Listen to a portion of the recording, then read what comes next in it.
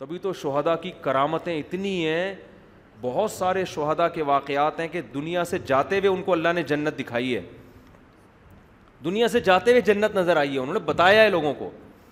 میں اکثر اس موقع پر ایک واقعہ بیان کرتا ہوں۔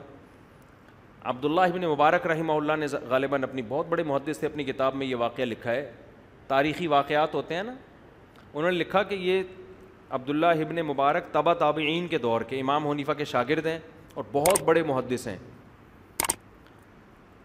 ان کا سارے محدثین بڑے احترام سے نام لیتے ہیں، امام بخاری بھی، امام مسلم بھی، امام ترمذی بھی، یہ سب کے نظر میں یعنی کہا جاتا ہے تاریخ میں واحد شخصیت ہیں جن پر کوئی بھی جرح ہے ہی نہیں سرے سے، ورنہ لوگوں نے امام بخاری کو بھی معاف نہیں کیا ہے۔ یہ جو بعض لوگ کیڑے نکالتے رہتے ہیں نا کہ فلاں نے فلاں کے بارے میں یہ کہا، فلاں نے فلاں کے بارے میں یہ کہا، لوگ بدگمان ہوتے ہیں بزرگوں سے، تو بھائی طنز تو امام بخاری پر بھی کیا ہے۔ اگر کوئی امام بخاری کے بارے میں نکال کے دکھانا چاہے نا فلاں نے امام بخاری کو یہ کہا، تو وہ ان پہ بھی ملتا ہے۔ تو صرف کتابوں کے حوالوں سے یہ ثابت کر دینا کہ فلاں نے فلاں پہ یہ نیگیٹو تبصرہ کیا ہے، اس سے اس کا فلاں کا برا ہونا ثابت نہیں ہوتا۔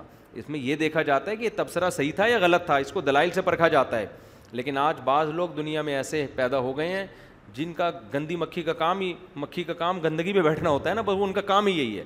انہوں نے بڑے بڑے اہل اللہ، بڑے بڑے بزرگوں کی حیثیت کو ختم کر دیا ہے۔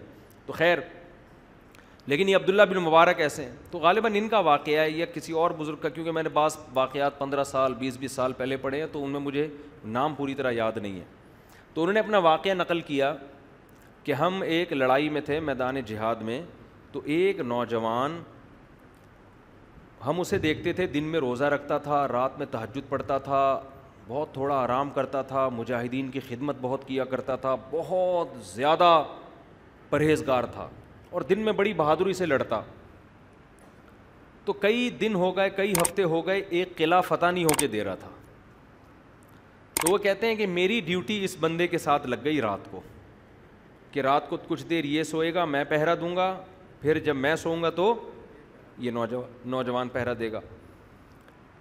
یہ عرب سے ایک کتاب چھپی ہے، اس کا نام ہے تہجد میں اٹھنے کے 100 طریقے۔ اس کتاب میں یہ واقع، میں پہلے عربی کتابوں کا ترجمہ کرتا تھا ایک ادارے کے لیے، عرب سے جو کتابیں آتی تھیں نا عربی میں، تو وہ ادارے والے کیا کرتے تھے، بہت سے علماء لیتے تھے، میں بھی لیتا تھا، ان کا ہم اردو ترجمہ کر کے وہ کتابیں وہ پھر ادارے والے چھاپتے تھے۔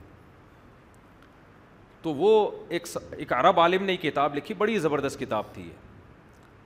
تو اس میں یہ واقعہ لکھا کہ اس نوجوان کے ساتھ ان کی رات گزارنی تھی انہوں نے۔ تو کیا ہوا، کہتے ہیں کہ ایک دن میں نے دیکھا کہ یہ سویا ہے، اور جب میں نے اس کو نیند سے بیدار کیا تو اٹھتے ہی رونا شروع کر دیا اس نے۔ تو میں نے کہا بھائی کیا ہو گیا؟ تو اس نے وہ منظر بتایا اپنا۔ اس نے کہا کہ میں نے خواب دیکھا، خواب میں مجھے خوبصورت جنت دکھائی گئی، ایسی جنت جیسے قرآن کہتا ہے جو نہ کسی آنکھ نے دیکھی اور نہ کسی کان نے سنی۔ کہتا ہے میں آگے گیا تو بہت خوبصورت عورتیں، بہت خوبصورت عورتیں، کہہ رہے میرا دل ان کی طرف مائل ہونے لگا۔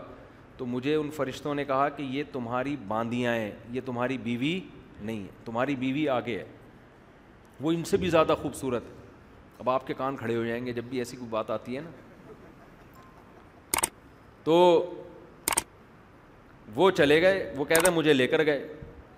تو میں جب آگے گیا ہوں، اتنی خوبصورت جو اللہ نے جنت کے نقشہ کھینچا ہے قرآن مجید میں، کہہ رہے ہیں جب میں قریب گیا ہوں وہاں تو ایک خوبصورت کمرہ، جیسے دلہن کا کمرہ سجا ہوا ہوتا ہے، ایک تخت پہ ایک بہت حسین عورت، بہت ہی حسین،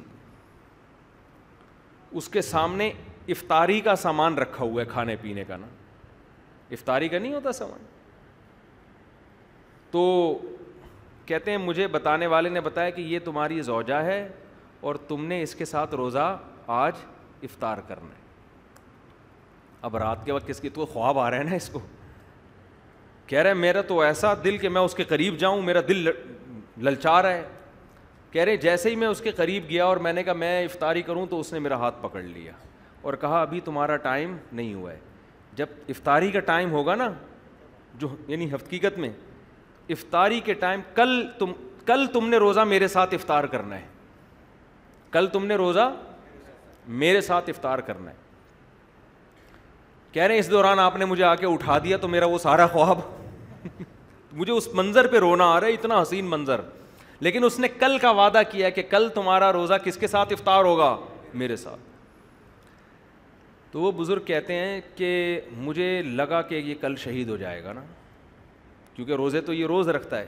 حدیث میں آتا ہے میدان جہاد میں جو ایک روزہ رکھتا ہے 1 سال کے روزوں کے برابر ہے. لیکن علماء نے لکھا ہے یہ فضیلت اس کے لیے ہے جس کو روزہ رکھنے کے بعد لڑنے میں کمزوری نہ ہو.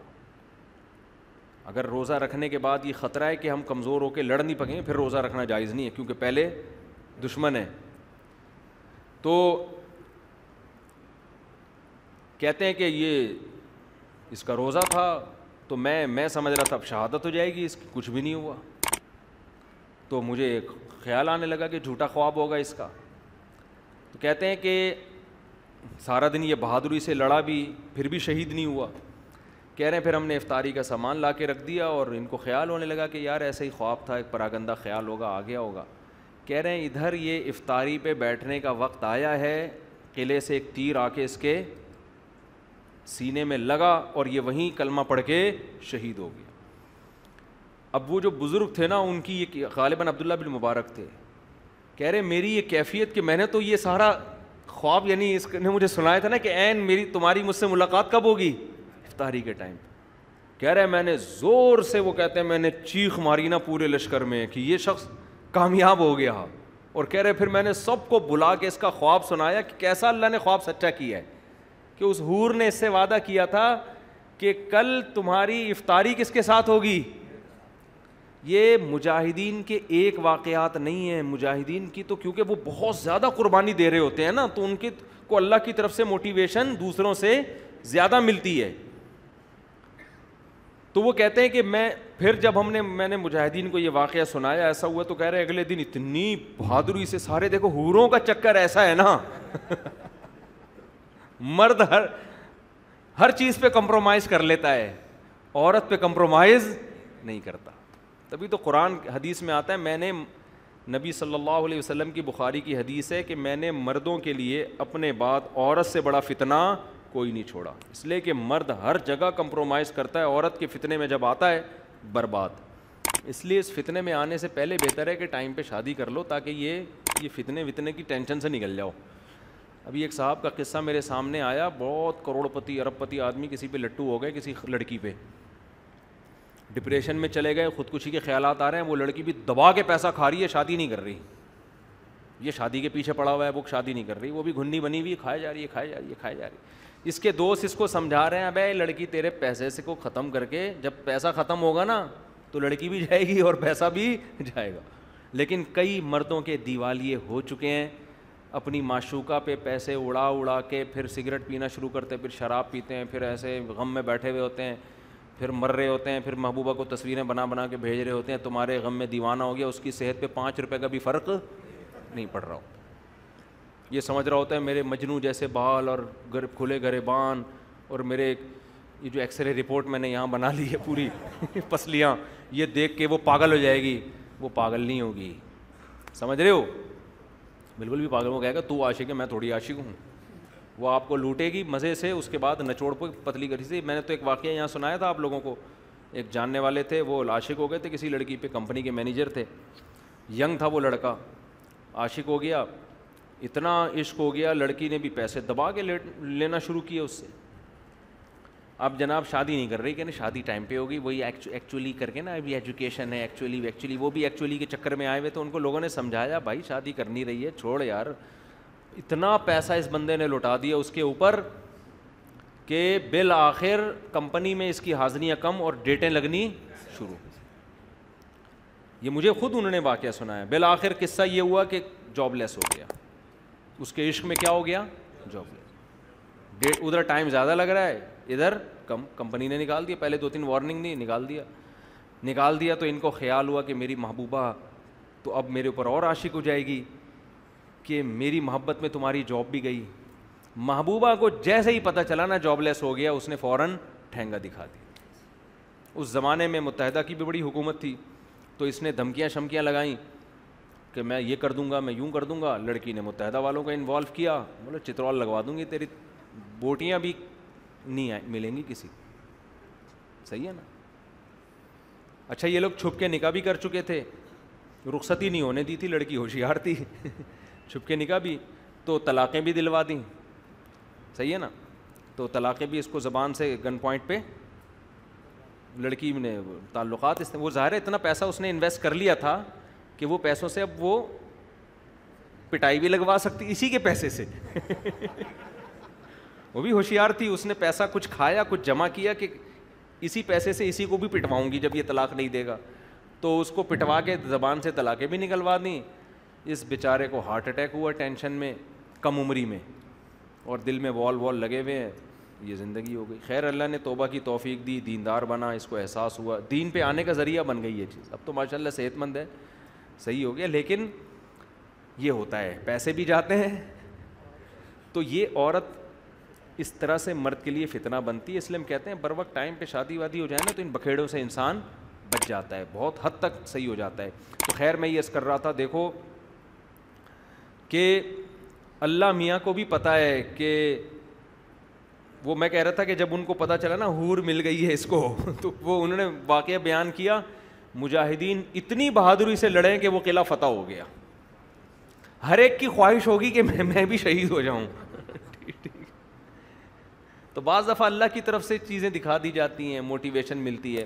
تو آج ہمارے لبرل لوگ, ملحد لوگ حوروں کا مذاق اڑاتے ہیں کہ یہ مولویوں نے بیوقوف بنانے کے لیے حوروں کی لالچ دی ہوئی ہے.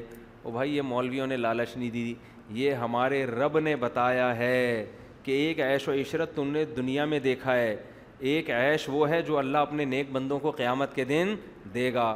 وہ عیش, یہ والا عیش اس عیش کے مقابلے میں کچھ بھی نہیں ہے.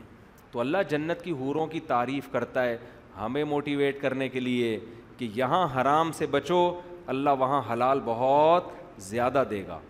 تو جب یہ سب چیزوں کی اناؤنسمنٹ ہوگی, اعمال نامہ دائیں ہاتھ میں ملے گا, یقین ہو جائے گا اب میں جنت میں جاؤں گا. حوریں بھی ملیں گی, شہد کی نہریں بھی, دودھ کی نہریں بھی, اور ایسی زندگی جو کبھی ختم ہونے والی نہیں ہے.